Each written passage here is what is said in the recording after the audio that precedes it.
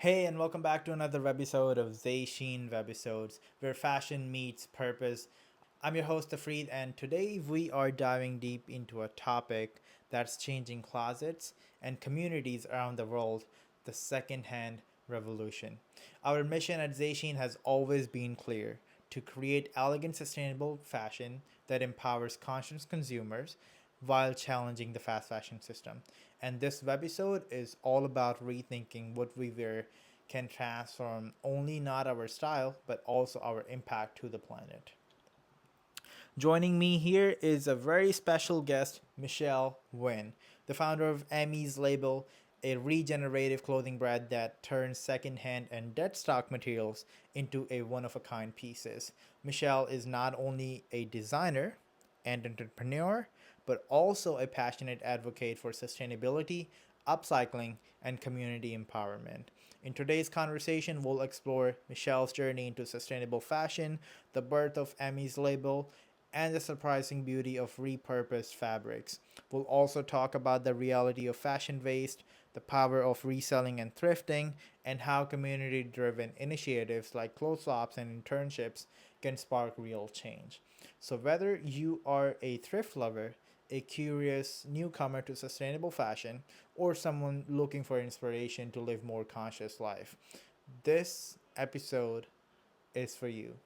So let's get started. Hey, and welcome back to ZÁY SHEEN Webisodes. We got our wonderful guest right here, Michelle Winn. Michelle, welcome to the show. Thank you. It's really nice to be here. Thank you for the invitation. Of course, it is my pleasure to have you on the ZÁY SHEEN Webisodes. I'm very excited for our conversation for today. Me too. So we'll start from, for anyone watching from home who doesn't know who you are and what you do, please let them know and tell them why they should be listening to our conversation today. So just a little bit about me. I have a secondhand online boutique and an upcycle brand.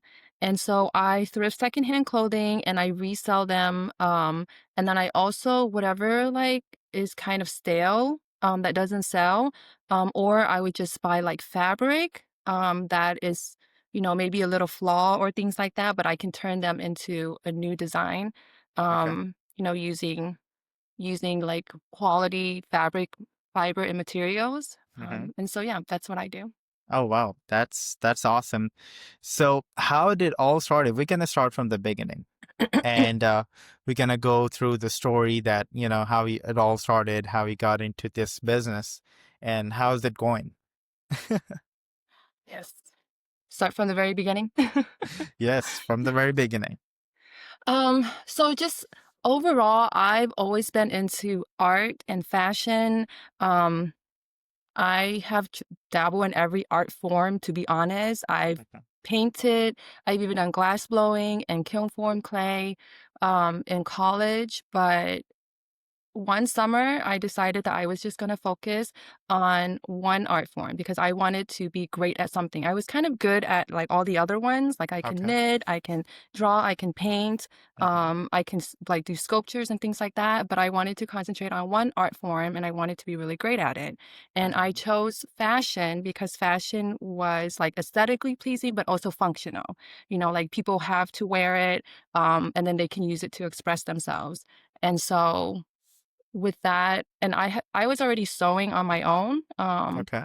like on and Oh off, wow. but it was that Mm-hmm. this summer I decided I was going to like let go of all the other art forms. Sometimes I still think about like the painting and then I miss like sitting there and just like quietly painting. Okay. But then I think like well, I could be getting better at sewing. And so I just Mm. focused on fashion. I taught myself how to sew. I used to hand sew as a kid, did a lot of alterations Okay. for my clothes. But then Uh-huh. in college, I got my first sewing machine because I Okay. wanted to be quicker. And I Okay. wanted to learn how to do it like on a more, Uh-huh. um, like, like a more, like a designer, like a fashion designer, not Okay. as a hobbyist. Um, Oh, I yeah. see. Yeah, and so I learned how to use commercial patterns. That was when Uh-huh. I started to learn how to create my own patterns. I did Uh-huh. commercial patterns for a few years, and then I learned how to create my own patterns. I'm like by no means like formally trained, which sometimes I think about like people who went to college for it, and really trained for it. Yeah. And like me as just somebody who taught myself, and like my skills can definitely be improved. But Yes. just being self-taught, I feel like I've really got to the level that I feel good about. Yes. Um, but in the sense, like, I want to focus on design more, and Uh-huh. so, like, just but at least knowing the construction and being able to understand how an outfit is constructed will help you Yeah. also to design. Right. No, I for the self-learning part, I would say if somebody who can do self-learning, they're blessed. You Mhm. don't have to go and spend time somewhere. You can just learn your own. Of course, you put more time, Yeah, you more do. work into it. It's gonna be a little more harder, but of course, you love it. You love the process and get Yes. better, right? Yes. Because yeah, Ab because I've been in the same boat as you, so Yeah. self-learning is a big part of my life too, Yeah. right? Yeah. So you said when you went to for fashion then art, did you discuss with anyone else? Did it was somebody else's idea or you just thought of your own? No, I remember, in college, so I Mm-hmm. went to school for art education. Well, I went Okay. to school for interior design first. Like, I've always had this, Mm. creative mindset, so I wanted to do something creatively. I Uh-huh. went for interior design, and that was really hard, and then I switched over Okay. to, like, general education, and that was really boring, and so Okay. I was like, "Well, I like art, and I value education," so I decided to do art education. It's like, I could teach art Mm. because that would be actually fun, and Yeah. then, so I did a lot of different art forms. And Mm-hmm. so one summer I was like painting and knitting and like I made like all these different things. And Yeah. then by the end of it, I was all like there's just like so much stuff, but it didn't really like meant anything or lead to anything. Okay. And so that was when I decided I was going to pick just one because I wanted to be really good at it. Like I didn't want to Okay. be a jack of all trades. I Yeah. wanted to be an expert in something instead of just Mm. like being mediocre in everything. Yeah. Yeah. Wow. So when you started learning sewing, when you got more serious in the high school, I mean in the college and you got your machine, what how what was the process? How did you put your hands on and, work more and learn more stuff? So actually my mom, when I was younger, she Mm-hmm. used to, and this was like very common, like with Vietnamese families, they would sew Okay. for companies at Mm-hmm. home. So they'll have Yes. commercial sewing machines Mm-hmm. and they'll get like bulk of, like cutout, like pattern Like a pieces. Juki And then machine, right? yeah, yes, Yeah. like Yes. true commercial sewing machines. And then so they'll get all the pattern pieces and then they just have to assemble it. And so that's what my parents did when I was in like middle school and high school. Uh-huh. And so I didn't do any of the sewing because they didn't Okay. trust me. So like I would help with like snipping the extra thread off, or like if they mess up, we have to like take it Right. apart and they'll redo it. But my Exactly. sister did most of the sewing. And so Uh-huh. I didn't sew, but I would sew by hand because I was kind of scared of the sewing machine because it went really Mm-hmm. fast. Yeah. But when I bought like a sewing machine from like regular Joann retail store, it Yeah. wasn't a commercial sewing machine. So it was a Right. lot easier to use Yeah. and maneuver. Right. But I didn't feel completely like that it was brand new since I'm kind of accustomed to it. And Uh-huh. so it just felt like it was a quicker way from what I was already doing, like hand Right. stitching everything. Yeah. Yeah. Yeah. I remember because I'm from your neighborhood too. I lived in Thailand for 10 years. Maybe you remember we spoke in the intro call. So I remember my mom used to do the same work. Mhm. We contact the factories, they give us the order, and we stitch at home. Remember we bought a Juki machine and all that. But I did the same job as you. I was there just to cut the threads, Yeah. or I learned how to stitch the button Yeah. on of the Okay, that's shirts more and than in the me. pants. Yeah. Okay. So that was my part of the job. But my mom and my dad, my mom mainly, she was a sewer. So she was Mhm. doing all the major work and then we'll, the next in line to Yeah. make it look good. So yeah, that's awesome. Um, so what was the first piece that you're very proud of that you made? So actually my first full dress, because like Okay. I wanted to challenge myself and make Mhm. a full piece. Like before, I was just doing alterations. Like I Yeah. would take it apart and make it fit me and fit my size. That was the biggest Mhm. thing that I did in high school. Mhm. And so, the first dress that I ever made, it was just a practice dress, but I used like, secondhand fabric and because I didn't want to, buy my own fabric. I just wanted to use what I had. And Yeah. so it was just like thrifted clothing that I had before, just pieces of it that I put together to create this dress. So it's kind of like a Mhm. color block dress. Yeah. And I used like the commercial sewing patterns Okay.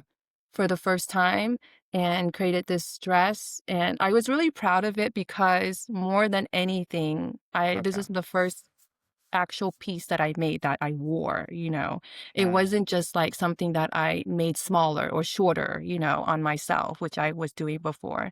And just being able to read and understand commercial patterns because it was really complicated because like, nobody taught me how to do that. I didn't understand anything. I made like little shirts and things like that beforehand, but Okay. I didn't wear them. I didn't think they were, you know, Okay. pretty or, I didn't think it looked good on me. So I didn't really wear it. But this dress I actually wore out. And my friends and I like went to the botanic garden and like they took pictures of me. And yeah, Uh-huh. yeah. So that was How the how first piece that I made. did you showed it to your mom? How was her reaction? Yeah, my mom sees like she comes into my room and she sees like everything's everywhere. I have like, sewing machines, fabrics, dress forms. So yeah, and then one year I Uh-huh. decided that I wanted to enhance my skills. And so each project that I did, I would incorporate like a new skill that I didn't know. So Mhm. in order to like kind of just, have like a resource of knowledge in my head. If I Mhm. wanted to make something, I kind of know how to do it because I tried it once already. Yeah. But that year I decided that, and I hadn't made clothes for anybody else at this point because, I'm kind of like shy, like, this is just for me. But that Yeah. year I was like, I'm going to make clothes for other people. Mhm. So every month I made a new item. And every month I would choose somebody that I knew and offer to make an item for them.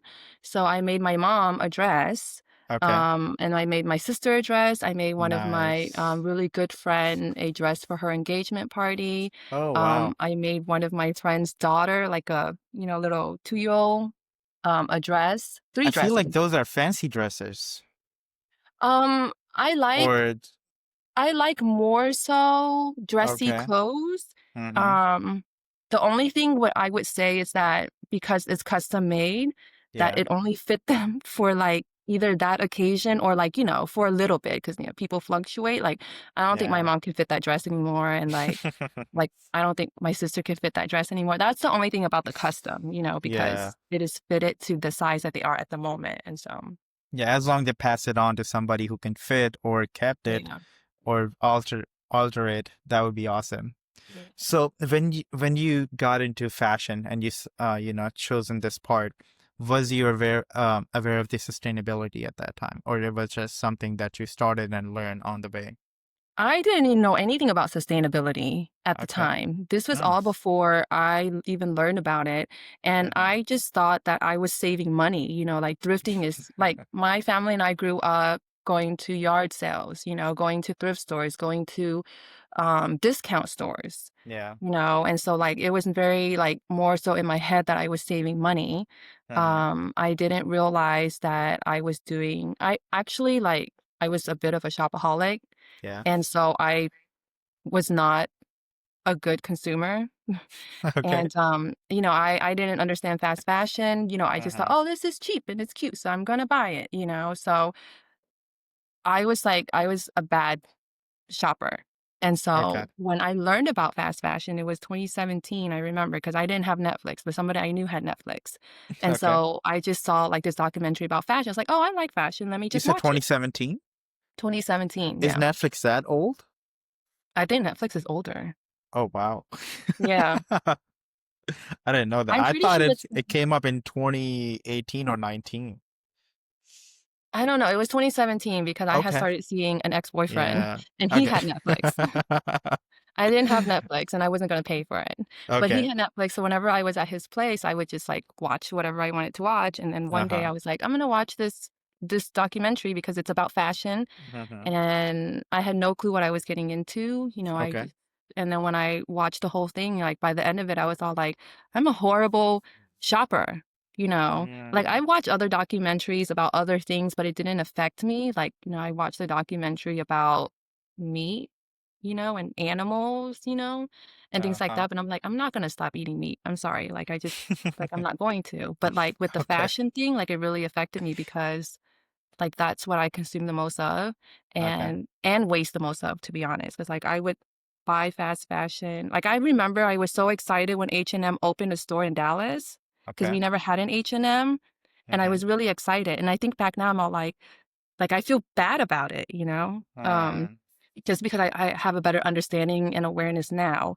But, yeah. after I learned about it, like, it really shifted my mind. I'm all like, "This is just me. My one person, my closet is, like, completely filled pack of clothes that I Yeah. barely wear, and, Mm-hmm.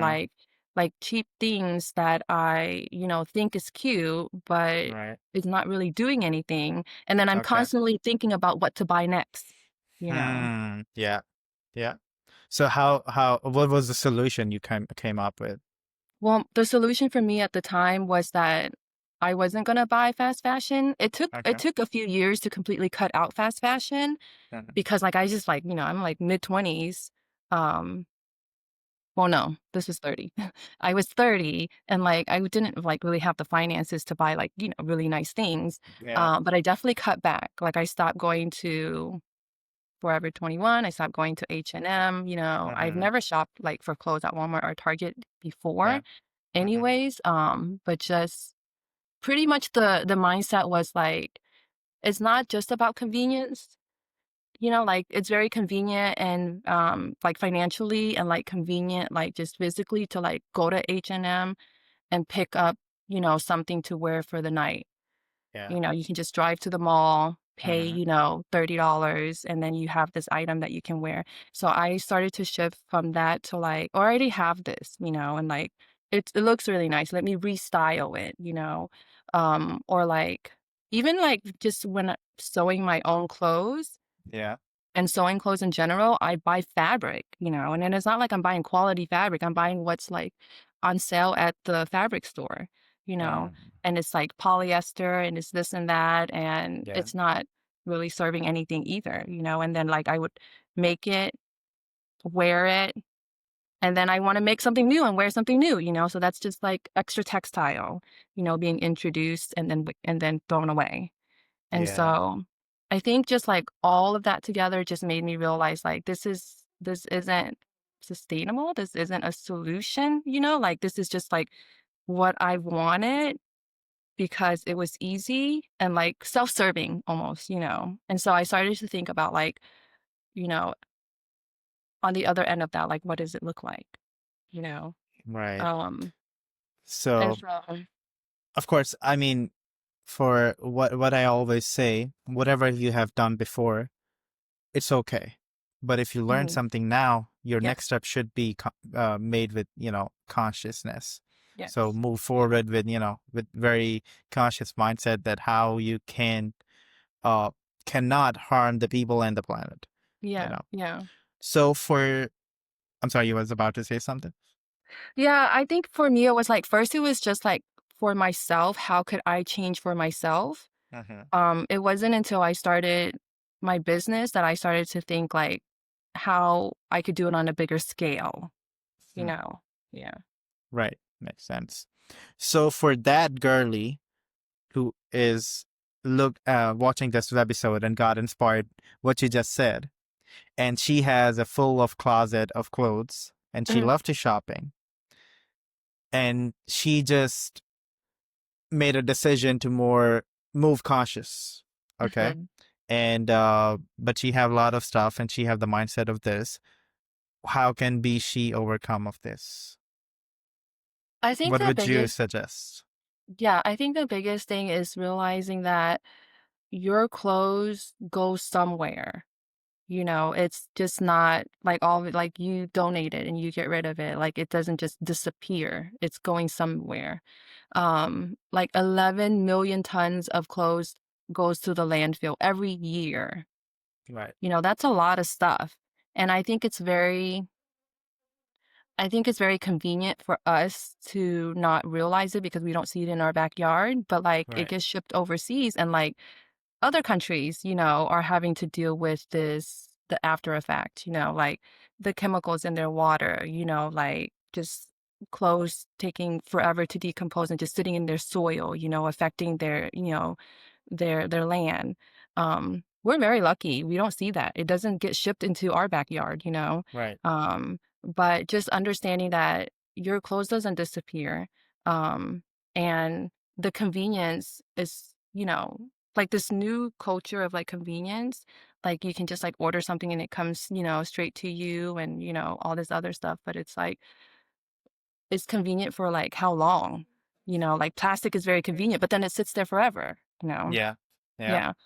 And so just realizing that it's not disappearing, it's adding up. And then every year it's adding up more. And so you have to decide like how important it is for you to have a new outfit, a new Mm. pretty outfit for a few months, and then also like I think about like the argument that I see online a lot is like, oh, fast fashion is damaging and, mass overconsumption and all this other stuff. And then like the other argument is, well, it's accessible and it's size inclusive.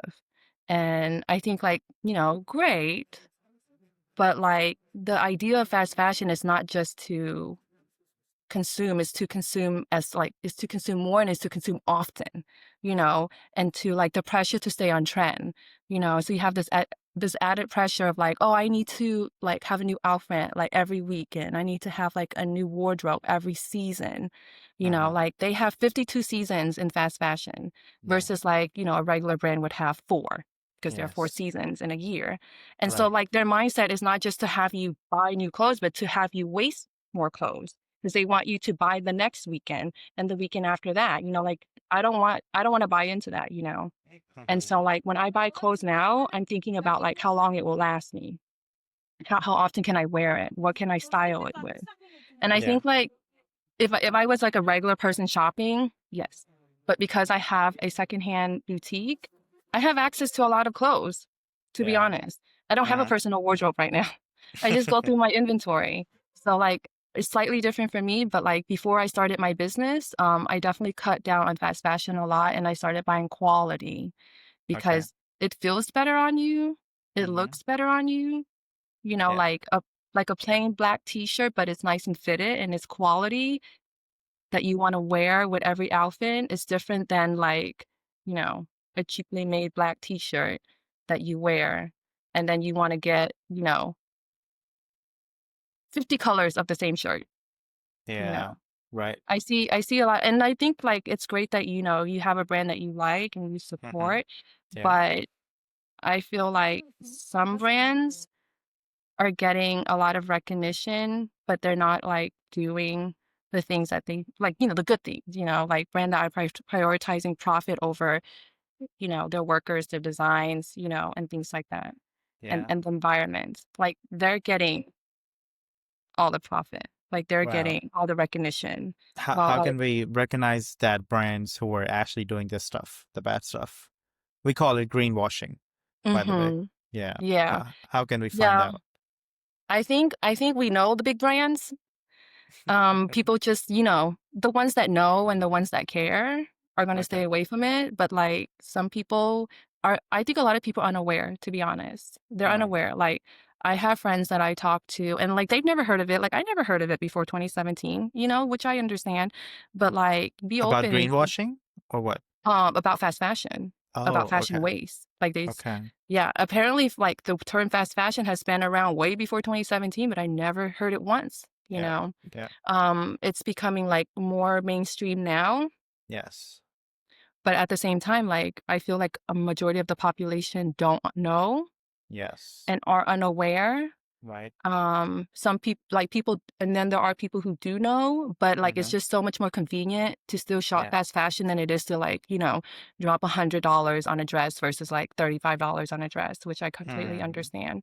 Right. Um, but it's not just about like the price point. It's like the cycle, every Right. weekend you're spending $35. Right. Exactly. Yeah. So the actual sustainable fashion or slow fashion, people started to raise voices in the 90s. But Mm-hmm. it got more in 2000s, because we had, well, I'm very glad that we had a guest on this webisodes who were actually one of the first in the US, especially, who started Awesome. the sustainable fashion scheme and the slow fashion. So they were telling me how it was all shifted, and they actually was in the fast fashion industry before. And then when they realized that the children's are working, how the Mhm. toxic chemicals, the waste on the landfills, the microplastic, then they boycotted those fast fashion companies and then started the campaigns of slow fashion. But Mm, now, and of course, that's the main idea of starting this webisodes too, the ZÁY SHEEN webisode, so where we can get the people who actually know about the stuff like you, who mhm. can build the awareness, because they're, of course, it's a buzzword right now, Yeah. sustainable fashion and slow fashion, Oh, but yeah. people should know the meaning of it and Absolutely. how they can be more better and make conscious choices so they You- don't harm the people and the planet, right? Absolutely. So yeah, but it's actually, got more highlight after 2017, I especially I think believe like those before, documentaries, I think, yeah, those yeah, documentaries, right? that's Because it reaches more people, it built more awareness and people get to know about this stuff. yeah. I don't know when that documentary was filmed, but I'm thinking not that much earlier than I can when I check saw right it. now. What was the Yeah. name of the documentary? The True Cost. The True Cost. I don't True think it's any earlier than like, 2015. right? So 2 years. 2015. So it Two took me years 2 years before. to learn about it. Yeah. Yeah. Yeah, So like people. I think the documentary helped because like if I hadn't seen the documentary, I Uh-huh. probably would not have even known about it. Yeah. And exactly, it's not something, if it's in your culture, then that's another thing. Like we, especially Asians, or we come from the culture there, we're not aware of the sustainability term, but we always try to Yeah. go to the thrift stores. Yeah. We always repurpose the things that we have, not just in clothing, but everything in the house, Mhm. right? Yes. Especially, I believe your mom do the same thing. Yes. So, Oh yeah, absolutely. right. We have two stoves in the house because the like they bought a new one, but the old one they weren't just gonna get rid of it, so they have it in the backyard, like to do Yeah. outside cooking. I think that's very See, common. Yeah. see, Yeah, exactly. they won't throw anything away. Right. Instead of buying something new, you can Yeah. just repurpose the own thing. So on the repurpose thing, you said you had a lot of clothes in your closet. Did you ever try to upcycle them after you learn how to sew? Yeah, I would say, no, not really the clothes in my closet because they were already my size. Okay. But I would thrift, clothing for fabric usage. Ah, Like, a dress that's like much bigger than me, that's okay. the quality and the print that I wanted. I would repurpose those things. The items in my clothes, I actually ended up selling a lot of them when I started my reselling business. Ah. I'm trying to think, do I have anything left in my closet from my old closet? And I don't think I do. I Okay. actually replaced, like I would sell them, but then when I would thrift clothing, I would thrift better quality clothing, like, cashmere sweaters, and I would keep those in my personal closet. So I have like a very limited personal closet of um like staple pieces Okay. that I use every season. And Mm-hmm. then like occasional clothings and things like that, I'll pull from my inventory because, I also like to wear different clothes for Right. different occasions. And I don't Yes. fault people for that, but it's just, you have to be mindful about how you do it. I do it Right. by wearing secondhand clothing Yeah. versus going out and buying a new dress and Right. then leaving it in my closet. I mean, I say always the same thing, that before you buy something, check out your closet. Maybe you have something that you Hmm. can repurpose, not just sew another thing out of that, but so, the refashion. Now we have a lot of reels like wearing and styling, right? You must have Yes, seen that. So I maybe you have can seen just them. style that dress or that whatever the piece is. But if you need something, just try to go to the thrift stores. We got now clothes swapping. Yeah, We have like tons of other things that you can do right now. yeah, Um, but if you want to buy something, just support ethical and sustainable brands who are actually making a difference. yeah. And also, people often get it wrong, but I would say if you already have fast fashion pieces, it doesn't help if you just throw them out because that's also another waste. Yes. Yeah, just reuse them, repurpose them, and try to use as long as you can. Just take care of those clothes. Of course, they're Yeah. You cheaply made, but at least, try at least, yeah, to, try to, like yeah, increase the longevity of it versus just replacing it with something else. that's the right word. Yeah, Definitely. exactly. That's the thing. So, one more question, Michelle, I had in my mind. Yeah. A person who does not have any interest in fashion. Uh, so my question is about learning a skill of sewing clothes. Do you think it should be a person should be learning it instead? Either they have interest or not in fashion because it's gonna help them in life by doing their own stuff with their own clothes and saving them money. No, I don't think so. I think like Okay. there's just so many options out there already that you're Okay. gonna find what you want from somebody else who Mm-hmm. is passionate about design, you know? Okay. Yeah. So I think like, like I have friends who don't care about fashion, who actually hates going shopping. Okay. you know Wow. and so I would not see them learning how to sew like I think they would pull their head off. Okay. um but I feel like it's more like, everybody has to dress, like everybody has to get dressed in the morning. Some Mm-hmm. people like it because they can play around and express themselves and be creative. Other Okay. people just put on the most convenient, comfortable thing that they can wear, and I think both Yeah. both is like, you know both is perfectly understandable.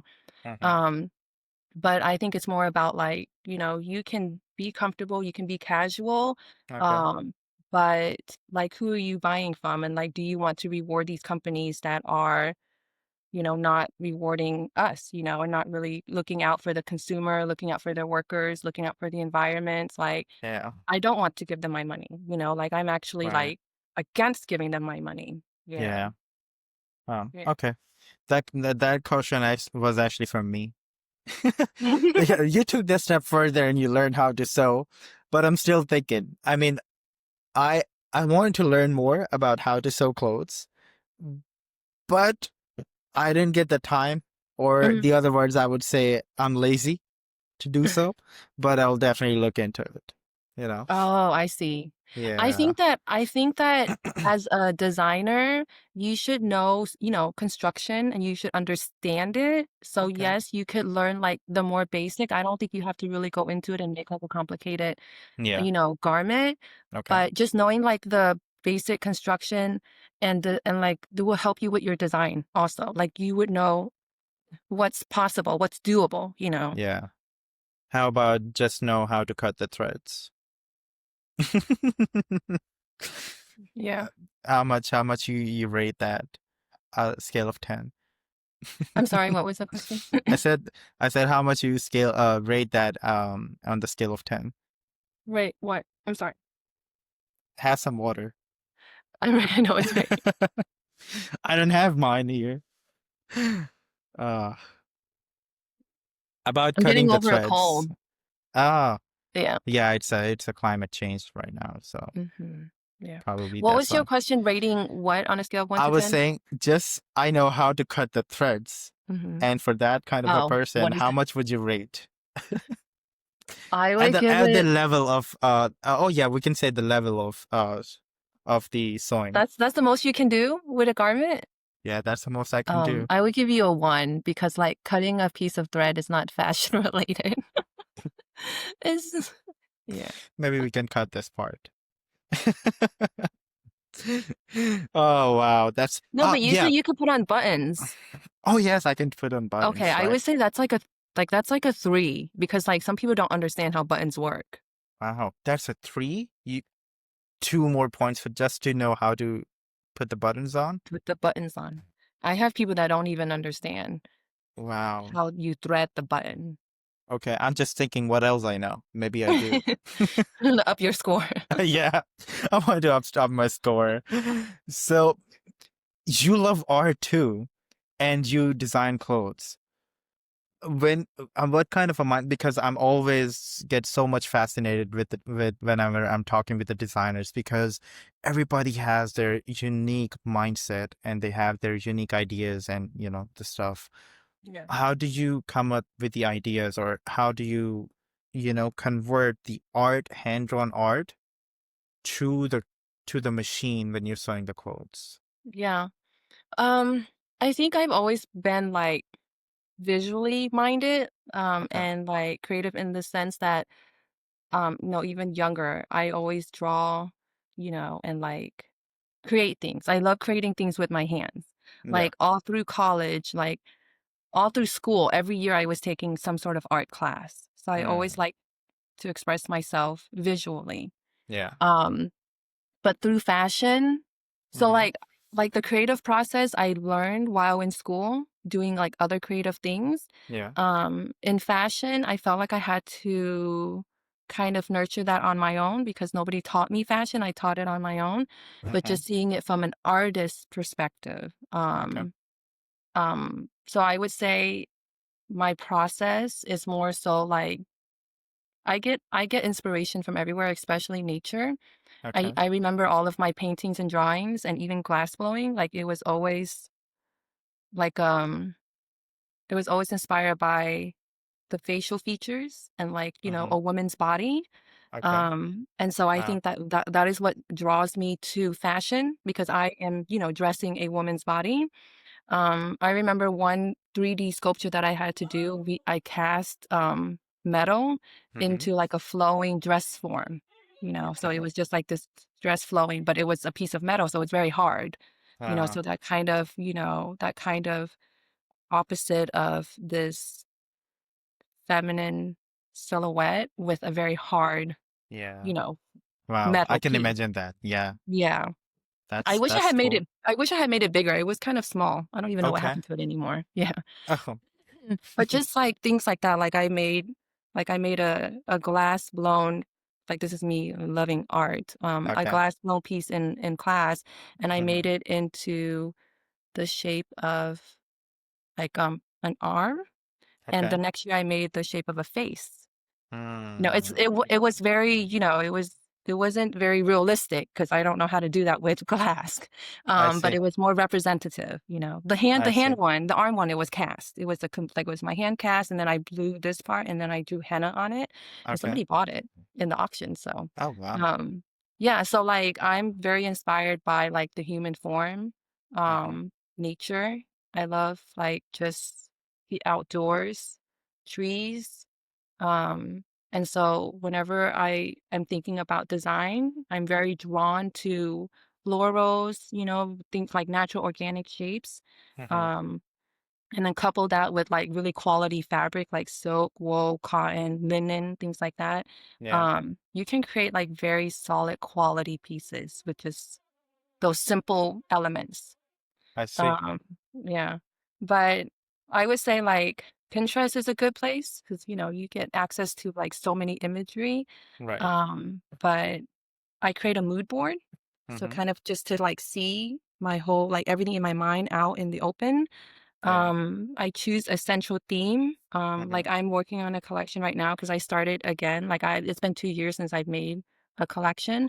And this year I really wanted to focus on that because that's my long term. Like the reselling is what is supplying my income for my Yeah. fashion brand. But Nice. like the central theme for my current collection is mm, um like a woman's like breastplate. Like I had this piece of fabric and that kind of helped me like go towards this direction. But um you know how like most women's dresses have the heart shape the sweetheart neckline, and so it curves Yes. to the bust Right. on top. Exactly. And I always thought that to be kind of like an armor for Okay. women. And so Okay. I wanted to flip it and turn it upside down and create like an actual breast armor, Okay. but with feminine fabric because Mm. ultimately, like, women, like our clothes are our protection, but we also want to feel Yes. feminine in it. Yes. Um, Wow. yeah, That's yeah. amazing. I And believe I have before, seen that of a style before somewhere. oh yeah, can Yeah. you send that to me? Because I have not, like, I'm not saying like this is completely original, but like that was Okay. my concept. Yeah. Okay. Yeah. Yeah. I'll look, and if I could find something about that, I'll share it to you. Hmm. Yeah. Okay. I'm sorry I cut you off. You were saying something I was after trying to that. remember and I don't remember. It's okay. It's okay. Never mind. Yeah. So yeah, I had one question in my mind and I forgot. Oh yes, I was about to ask that. Have you ever tried to make a dress or something out of a plastic waste? Plastic waste? Yeah. No. No. I don't because I've never thought about it to be honest, but Oh, you never thought about it? I was about no, to ask that too. because to me, Uh-huh. most fashion is already made of plastic. Yeah. And so my thing has always been to create fashion out of, raw, materials, not raw, but like, natural materials. So I never thought to use plastic. Okay. I avoid plastic. Um, yeah. Yeah. I've never thought about it, but like my Yeah. mind has always been to use natural fibers, and so maybe that's why I No, never thought I about meant to them. say plastic waste means with the bottles or with the plastic wrappers or something Oh, like that. I've seen those, and like I've Yeah. thought about that, Okay. but Okay. I think I like I like fabric, and I Uh-huh. like how they work together. So I never thought about like, I know what you're talking about, and I've Oh seen yeah, those, yeah. and they're beautiful, Right. but I've never personally thought about it. Okay. No, because almost every designer that I spoke to, everybody at least tried to make something out of that. So, Um, but at least he thought of that. It's good. yeah. Yeah. I don't think I don't right now I don't have the resource to get that many items, Okay. to like create a whole outfit out of it. Uh-huh. Like you would have to go find those. Like, yeah, they're everywhere, but you got to ask people for S- those things. So actually, I remember something. I actually had a group project when I was in Thailand, and I made a dress out of the garbage bags. Mm. So can I get more scores, please?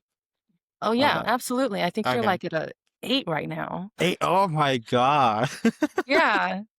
That's a lot of work, and it takes a lot of It creativity was. I mean, it to was, use yeah. yeah, to use an everyday item and create something, So there was a beautiful with it. piece of plastic piece. The garbage bags are width and height is pretty long. So we cut a piece, and then we have to cut make a slices out of the piece of that. Mm. So I believe we did 200. I did myself. I cut 200 pieces like that out of that stuff. And of course we made the whole dress, and it was very beautiful. Oh, wow. But and we actually got a second prize. Yeah. Congratulations. That's Oh, awesome. thank you. The first prize who got, he deserved it actually. That was very beautiful. Yeah. Uh, uh Now we're gonna talk about Emmy's label, because you mentioned about your brand, and I waited to be waited to till we get here, because I wanted to talk about this in detail, how you do stuff. How did you come up with the idea? And I'm very fascinated and curious about to know about other founders, how to do stuff. you know Mhm. we could start. Well, I actually had another brand, Okay. um, like about back in 2019. I started Okay. another brand. That was my very first attempt at like doing fashion on my own, Okay. as a business. Yeah. And I'm gonna take some water real quick. Sure. Is it warm water? It's like a little Room cooler. temperature? Okay. Yeah, it came from the fridge. Yeah. And that time, like when I had started, I had already learned about fast fashion, and when I decided to go and start my own brand, I knew it had to be a sustainable brand. Like I couldn't preach sustainability and then like have a brand that doesn't honor sustainability, Mm, and so it yeah. had to be sustainable. That was first and foremost for me. Yeah. Um, and so I decided that I wanted to use natural fibers, and so I Uh-huh. bought a bunch of natural fibers from Uh, Mood Fabric and like other places, and it was really expensive. And I okay. understand why it's expensive, Hmm. but it was just like it was a lot of money, a lot of startup costs, money that I had saved up that I was going to buy a house with. I decided that I was going to pursue this instead. Okay. Um, and Was that a good decision? absolutely. Yeah. Okay. Absolutely. It led I'm me glad. here and I think it just had to. Yeah. I Okay. tried that brand for a year and I made 2, maybe 3 collections from it. Okay. And Wow. then COVID happened Mm. and COVID made me step back and made me realize this is just going to take a lot of money that I don't have, like I don't Okay. want to spend all of my savings to start this collection, Okay. these collections. And so when COVID happened, like a lot of places were shutting down. Like unfortunately, manufacturing sites in Asia was shutting down.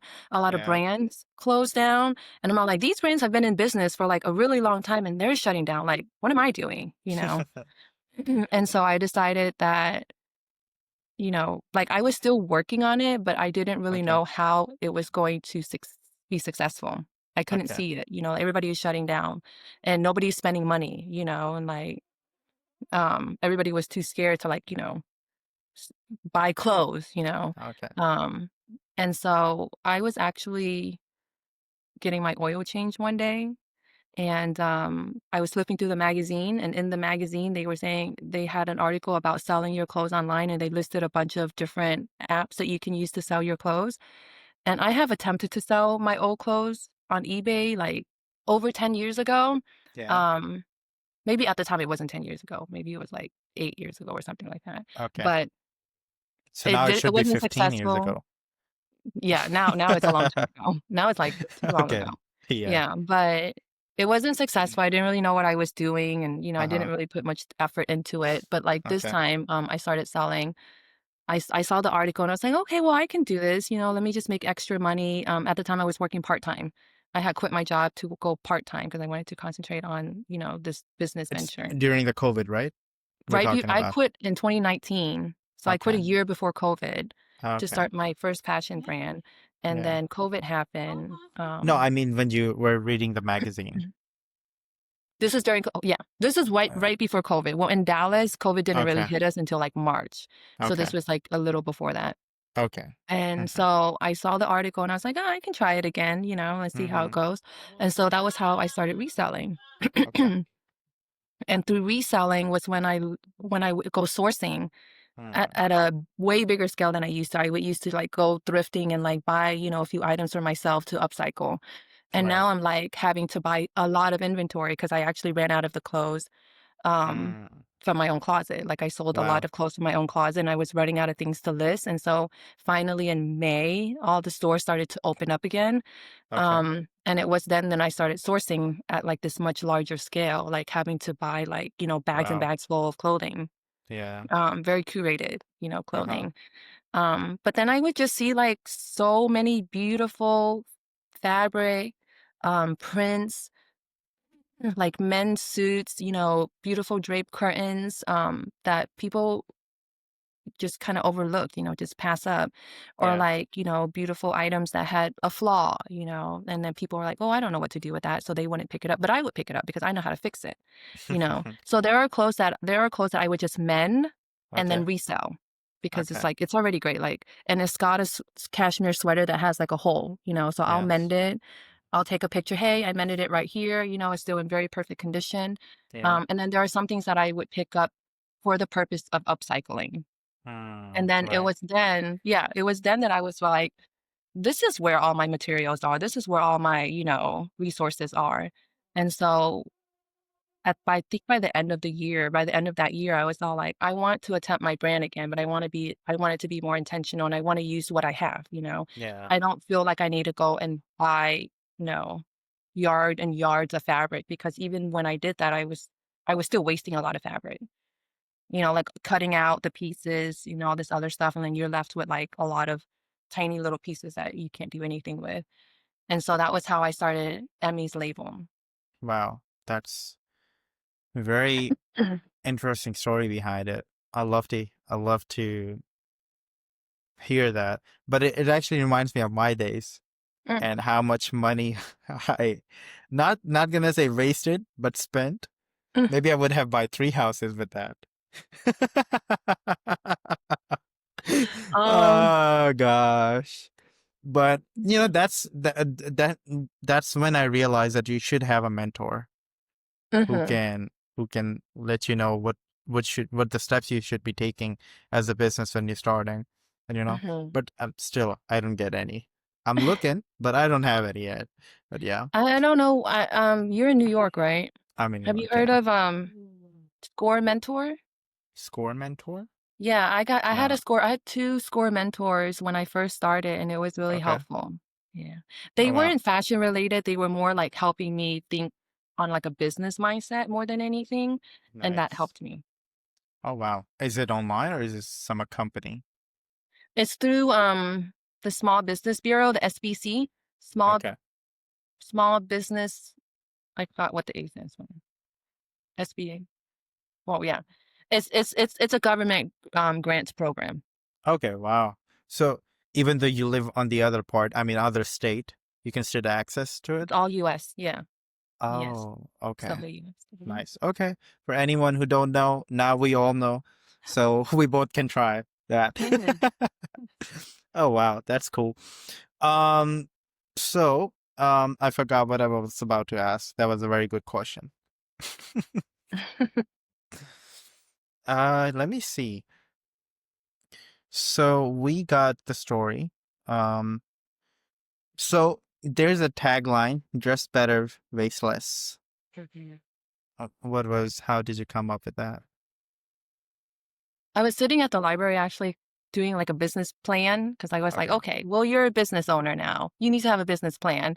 Hmm. Um, and I don't know why it popped up for me. I think initially it was waste less, dress better. And my sister was like, flip it. And I was like, okay. And so I flipped it.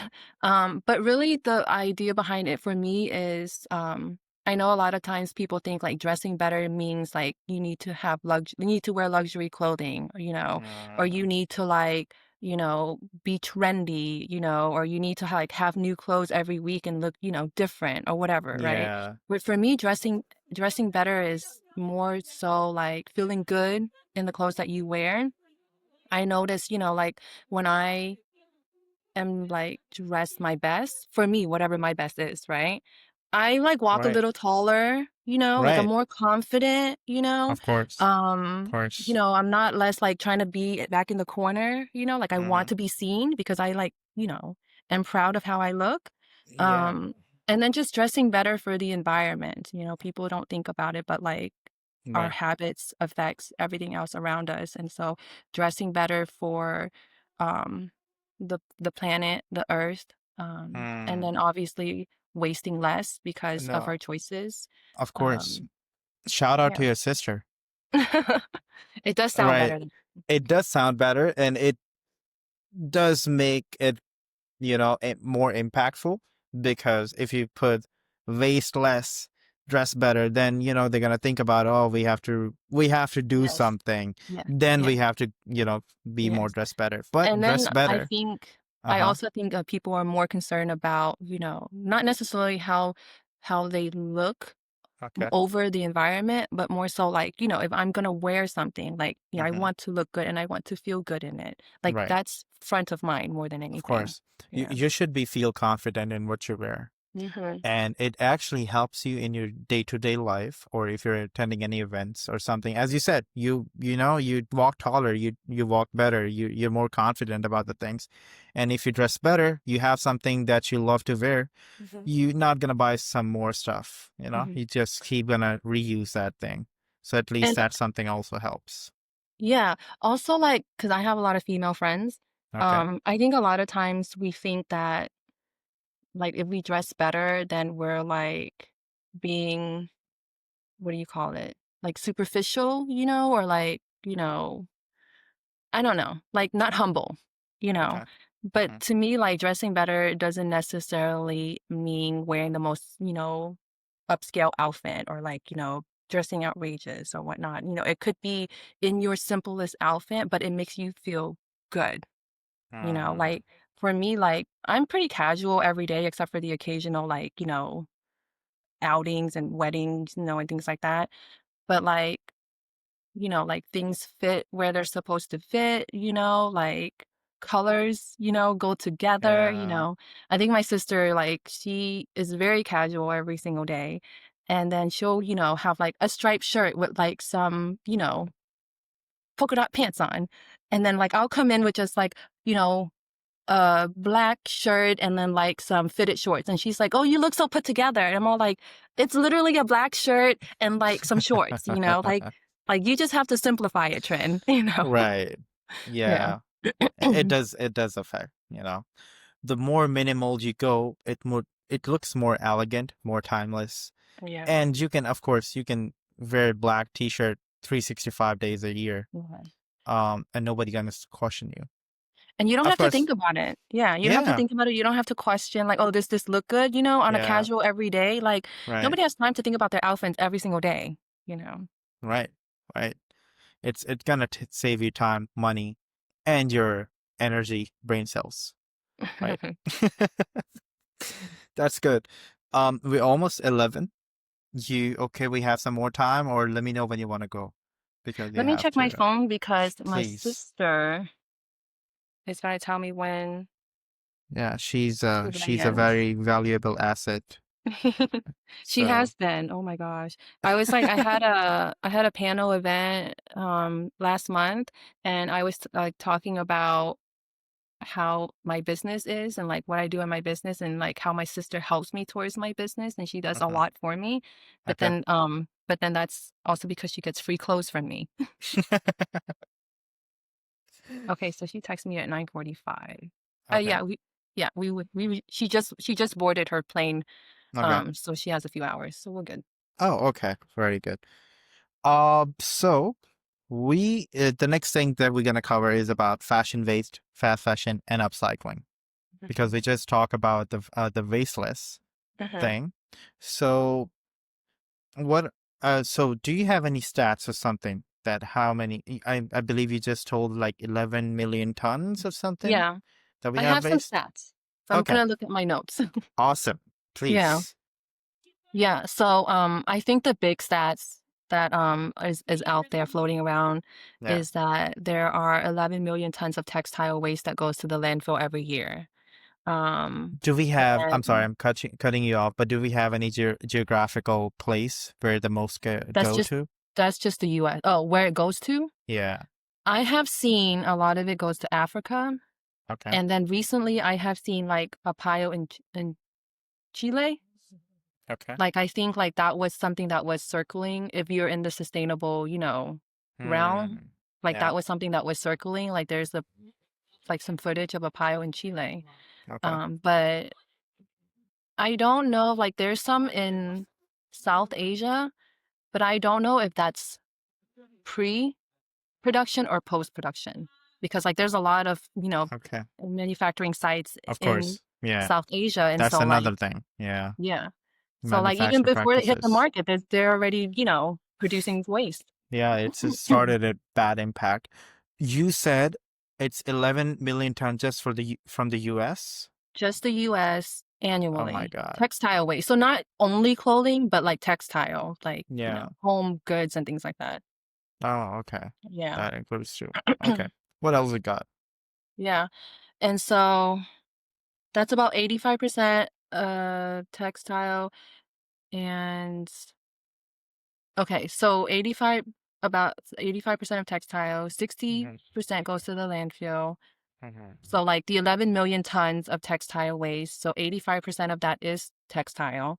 Okay. Um 62% goes to the landfill, Mhm. 18% get burned, um, Wow. 14% gets recycled, Okay. and 4%, does that say overseas?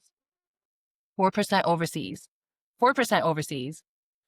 So we send out 4% Yeah, okay. that's not a lot. That's kind of interesting. 4% Yeah. overseas, 14% gets upcycled, 18% Okay. gets burned, and Mhm. 62% goes to the landfill. I guess our own landfill. Okay. Yeah. We have a big space too. But we Yeah. shouldn't be, but that should be not the way that we fill that up. No. Yeah. About the recycling thing, what are the practices that we are having right now to upcycle that stuff, or any innovations that we're going to be introducing in the future? Like for my opinion. For your opinion, or if you know something. Yeah. Um, I definitely see like sustainable fashion becoming a bigger impact. Yeah. And so I see more individual people Yes. upcycling, but on a very Okay. small scale. And like that's just what we can do right now. We can't really do it on a big scale, Yeah. as individuals.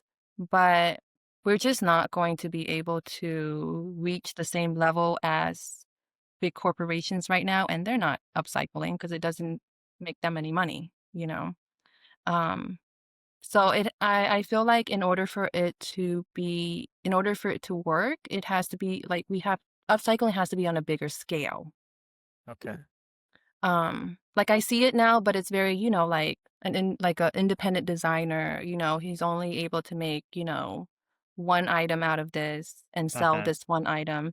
Yeah. I would like to be able to be an option for consumers to be able to get, upcycle sustainable fashion items Yeah. on a larger scale. I can't do that right now because I'm also an independent designer, Yeah. but that is a goal in the next like maybe like 2 to 3 years. Wow. Awesome. I mean, wish you all the best. And of course, if you have good intentions. So it definitely, if we can't be on that 100% on the point, but at least we're moving Yep, towards something better. exactly. In the meantime, I was checking the top practices US use. Mhm. It says reuse and resale. That's the number one, which is charitable organizations, Yeah, I can see a that. group like Goodwill and the Salvation Army resale. I don't know if I'm pronouncing it Salvation? right. Oh, yeah, Salvation? Salvation. Yes, yeah. Yeah, I'm Goodwill sorry and about that. Salvation are like the Yeah. bigger ones. Mhm. So online and thrift stores, wow, and Yeah, upcycling programs. yeah. Also, mechanical recycling includes shredding, processing for new goods, and deconstruction and challenging. Yeah, we have a lot of practices, but hopefully we will increase the number. That would be Yeah, awesome. yeah, You know, it would be more beneficial yeah. for everyone, especially I for think us. I think also because like the fashion industry, Hmm. on like the whole fashion industry has Yeah, been around way longer than sustainable fashion. And of so it's course. still like Yeah. even though it's been around, like the idea has been around and then like the movement has been around, but like the actual like creating a new sustainable, circular industry is that's still very new. I would say about not more than 2 decades. Yeah. So Yeah, there's not like a whole manufacturing site in of place course. for Yeah. sustainable fashion. Yes. So, yeah, I think we're at the beginning of it. Of course. And of course I believe this is the only way that how we would choose to move forward, Mhm. because fast fashion just started about 6 decades ago. Six, not more than seven. And we, in 7 decades, in 70 years, we produced enough clothes for the next six generation, seven Yes, generations. yeah. So that's not much time. No. And we became the second most polluted industry in the world Industry. Yep. after gasoline. So Yep. I don't think that's a long time that we took. And No, not at all. we would Like have to it's do it's something. it's snowballed like Yeah. what Right. when fast fashion like it snowballed and that's like it's not so I looked it up and like fast fashion isn't slowing down. Even though like there's a movement for sustainable fashion, it's still increasing by 2033 Yeah. like I don't know, 2%. It's still growing, like, by That's a lot. billions of dollars. Yeah. Oh, yeah. I mean, that's a thing. And also another thing is microplastics, which is plastic things.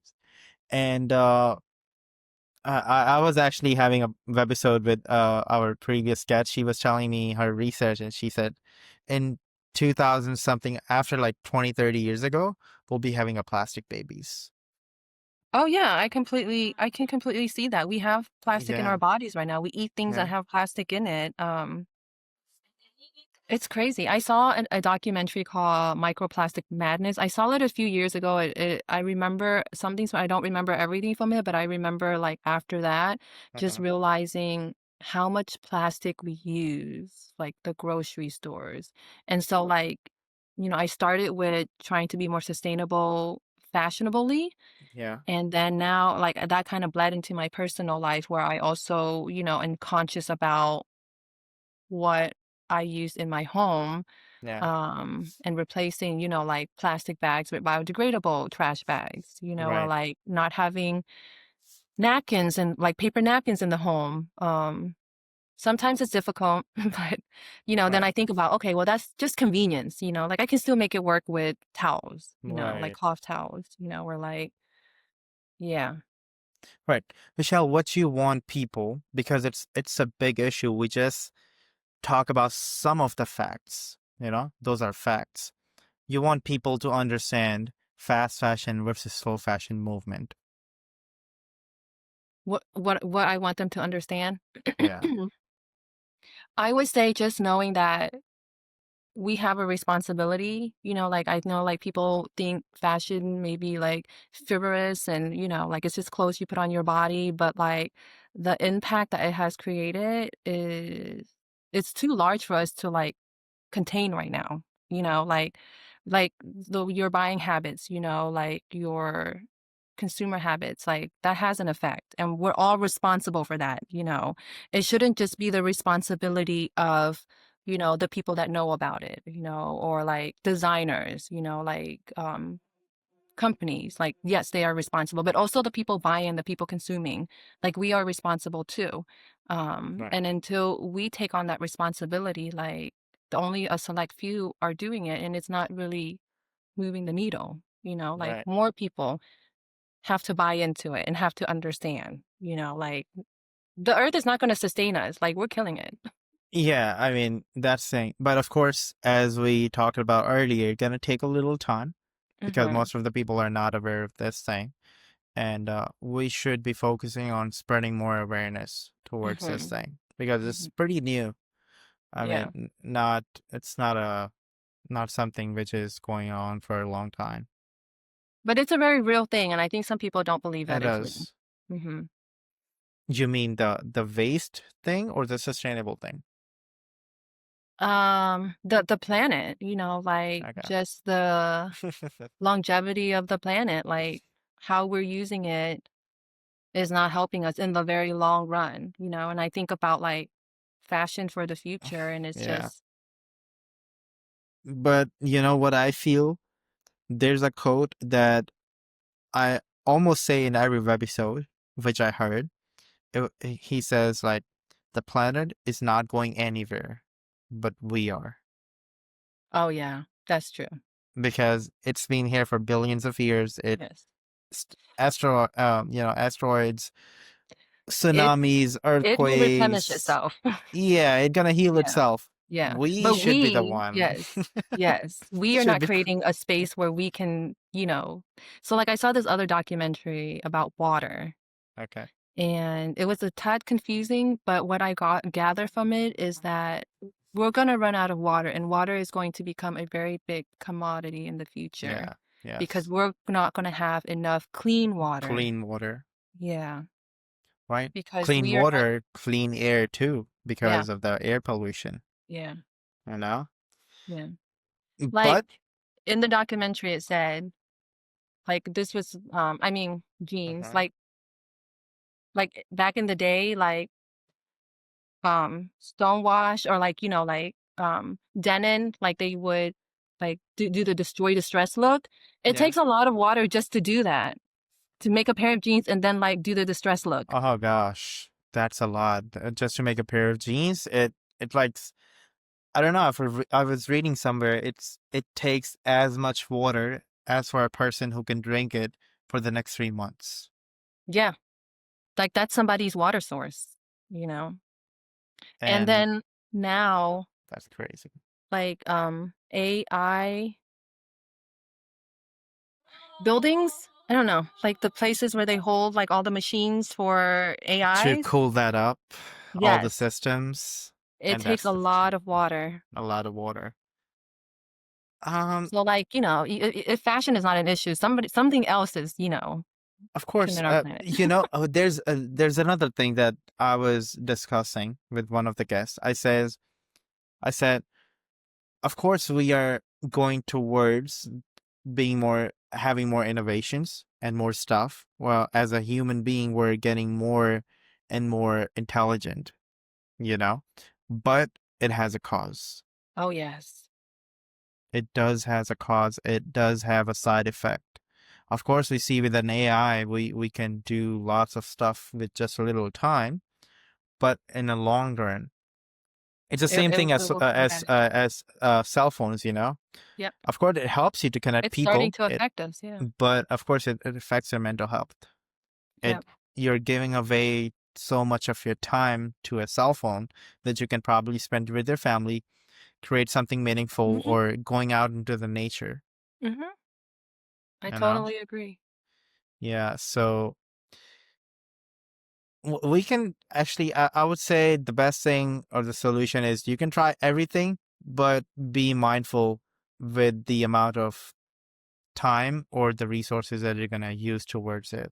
Yeah. I You think know, like the balancing balance. the Yeah. balance is really important. Like, yes, you can use AI, but like, do you need to use it for every little thing? Or like, yes, you can, go to H&M and buy, something that you need because that's what you can afford. But like, do you Yeah. have to do it every weekend? Right. Yeah. Exactly. That's right. Um. Let me see what else.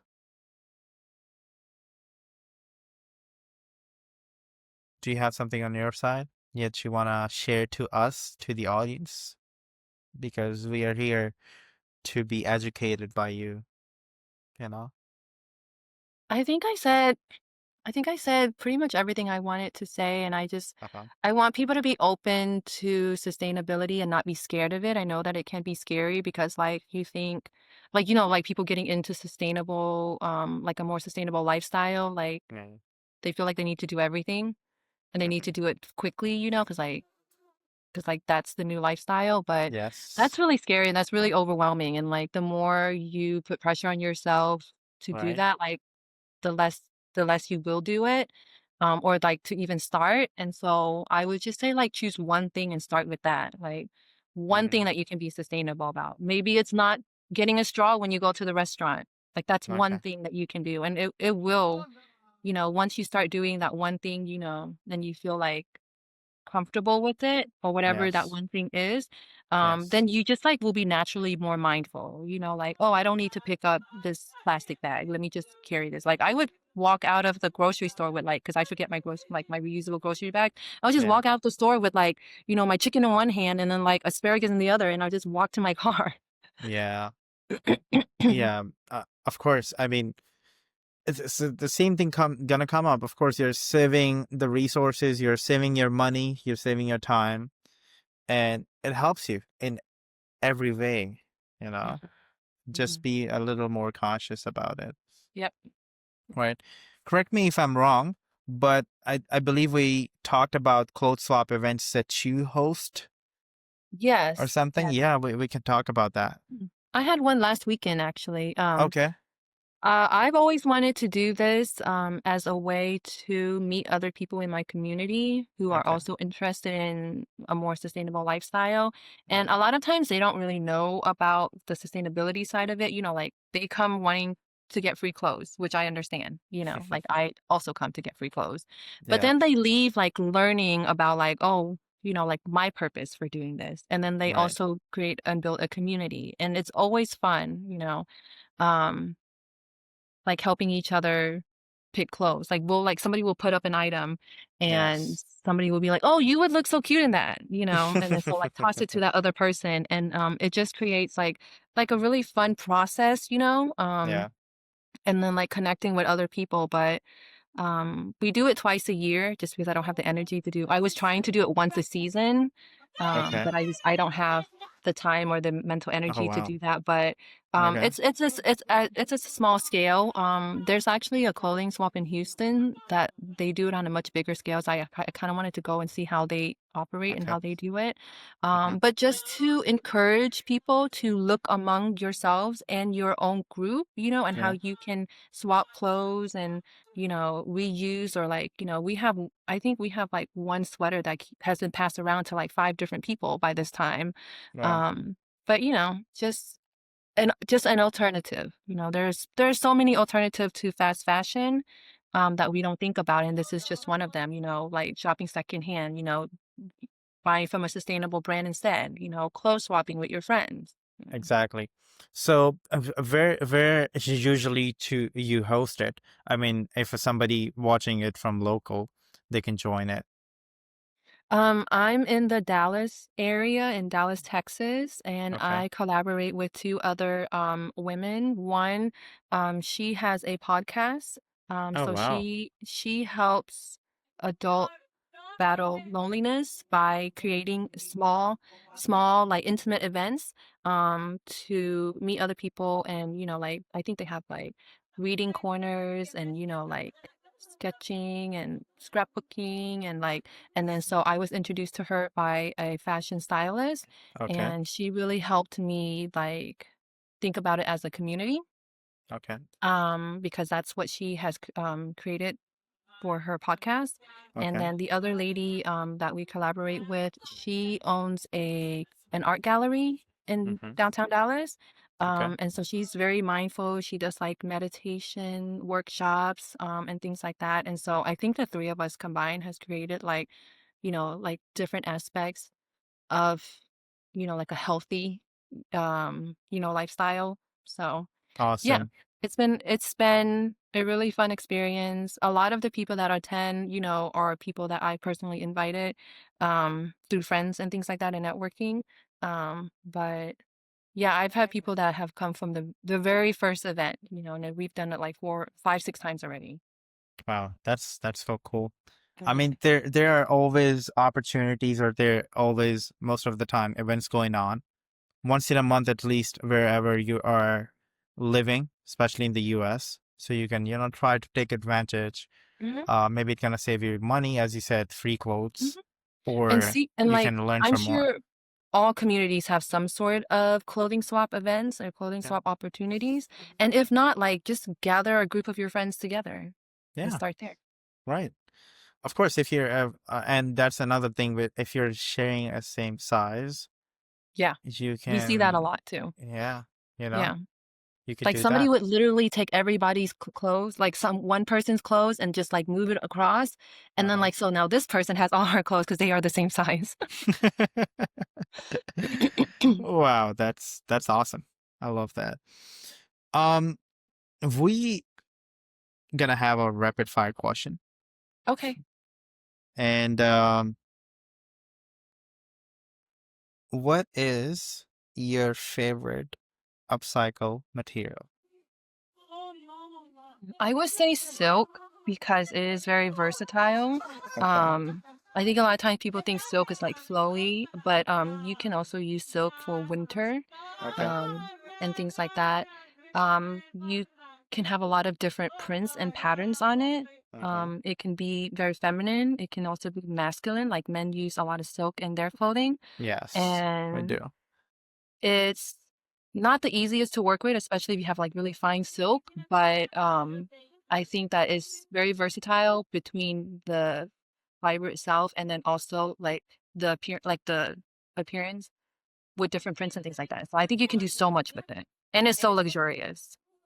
It makes you feel like put Yeah, together. of course. That makes sense. Also, the next question. Best thrift find ever. This would have to be a Roberto Cavalli silk gown that I found. It was like in an animal print, but I got it for $11 and I sold it for $1,100. Mhm. And that's my best flip so far. And Oh, it was wow. gorgeous. It was absolutely like, I think it was maybe vintage, but I don't know. That's awesome. One fashion trend you secretly love, either fast or sustainable. Mm. I would say 90s trend. I was thinking about this the other day, like it's really coming back. Um, I I like it because it is casual and Okay. comfortable, Mm-hmm. and versatile. I think Yes. that, you can really play it up and dress it up. I like it on men's more than women. Okay. I would say like 90s men's fashion is better than like more recent men's fashion. And I think Uh, that's the reason why like it's coming back. right. I agree. The old money type and old money, but with the new touch because we Mm-hmm. were getting in 2000s at that time. So, they're Yes. trying to be futuristic a little bit. Yeah.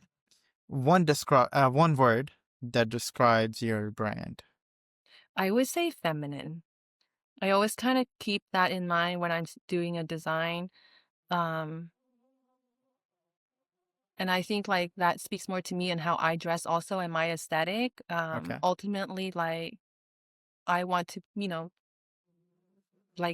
come off as like this woman. And so a lot of my clothes are going to be like cinched at the waist, Uh-huh. nice, like fitted, like cut to a point where, it looks elegant. Yeah. Well, that's awesome. Um, because it took your notes, is there something that we're missing on your side? Huh? You What do took your you mean? notes. I mean, whatever the notes you have on your side, Uh-huh. did you prepare something that we didn't discuss yet? Um, you had a lot of questions, but I think overall, the answers kind of hit the different questions. Yeah, Yeah. right. I mean, I could see that. I have lots of questions, but the thing is that I have another meeting after this. Yeah, But I would love to do a second webisode if we get a chance again. We can discuss more things or something better with more updated stats of thing, sure. that we can Yeah, come up with. And we can do that. That would be yeah. awesome. I would love that. We can have Yeah, another conversation. Yeah. of course. I'm actually, what I was thinking? I was thinking that I'm actually looking for someone who we can have bi-weekly conversation, whatever the trends or the things coming up in the fashion world, either fast or sustainable. With the trending news, we can talk about those. Not every week, but bi-weekly, and we just share that. Like a half an hour How long would it conversation be? or Okay. 1 hour. Half an hour to Okay. 1 hour, Okay. ideally, you know. Okay. Whatever time it takes to cover whatever we decided to do. Okay. So it not gets too boring and we cover good stuff too at that. Okay. Yeah, we Yeah. can discuss that. I have to see. I don't know if I can do bi-weekly unless it's like shorter, Yeah. like time-wise. Uh-huh. But yeah. I mean, that's just my idea, but we can always coordinate whatever works. So that would be good. Yeah. Cool. So Thank you so awesome. much for this. And now it is my pleasure. It will be my pleasure if we, do this again. Uh, Yeah. I'm I'm just happy to be here. That's all. Yeah. No, I I'm think you're doing happy. such great work. Oh, thank you. Yeah. Awesome, No, Shell. absolutely. One more thing that I'm gonna tell. You are our last guest on this webisode. Oh, really? Yes, Why? for season 1. Oh, wow. Whole Yes. season. Well, So whole congratulations. season Yeah. we got almost I can tell you right now how many guests in total because this would be our last episode, so I can just tell some of the stats here. So but I had such an amazing time. I met so many wonderful individuals like you, I've seen your guest list. Really impressive. oh, thank you. Who, share their insights, their valuable experience for over 3 decades, and some people more of that, and it's just awesome. Mhm. Um, I'm very happy. So we covered 27 guests. Oh my goodness. We covered How 27 long guests. has the first season been? Like, how long have you been running the first season? We started in June. That's a lot of guests for the June summer. 20th. Yeah, June Wow. till now, June, August, September. Or right now in September, just in Yeah. 2 months. Two Yeah, months. 2 months we covered 27 guests. But if we, yeah, I'm also gonna reveal this. If we go by every week, if we upload that, we'll be touching actually March 2026. We will You uploading are this. Yeah, you're we'll lined be, up. yeah, we'll be uploading this webisode in March 2026 or April. If we go Okay. by go once in a week. But what I'm trying to do is I'm trying to go with twice a week now, because I already packed up for season 2 and we're looking for season 3. Oh my gosh, look at So you. I mean, and this idea I got in 2021 and I never started. This is the time, yeah. This is I the think time. more people And are talking about it now too. yes, and in just 4 months we did this much, Yeah. and I'm I very think glad. people wanna talk about it, and you're giving them Of a course. space to Yeah. share, Yeah. to teach, and to learn from each other, and Of course. we really need that. Yeah. And I love it when, we listen about other stories with other backgrounds and we can try to relate it. Of course, we can't be 100% same, but we can get inspired. If she or he can do that, Mhm, maybe mhm, I have a better mhm, resource than that person right now, than I can use to, be more mhm, ethical, be more sustainable, or be more conscious in my life, mhm. you Or know? joining forces with people, people you didn't Yeah. even know were doing certain things. Yeah, Right. Exactly. yeah. So I always focuses on not the fancy stuff that people, or especially Instagram influencers, show to the people to do this. Then you have to buy something else to start. I always try to say, or my idea is, whatever you have right now, start with that. Yes, You know, if yes. you're buying something else, that, We have more than we another. need right now at home, Yeah. Right. in our closet. Yeah. Exactly. So, yeah, I mean, it is my pleasure. Thank you very much again, Michelle, for Thank you joining so much. us Yeah. here on the last webisode of season 1 of ZÁY SHEEN Webisodes. And I'm very excited for the next one we'll be doing. And yeah, if you're watching and you want to be the guest, please reach out. So maybe you Awesome. will be the next one. Yeah, this was a lot of fun. Thank you so much, Yes, Tafreed. no, it is my pleasure again. And thank you very much for joining us here on ZÁY SHEEN Webisodes. And I'll see you with the next season. Bye bye.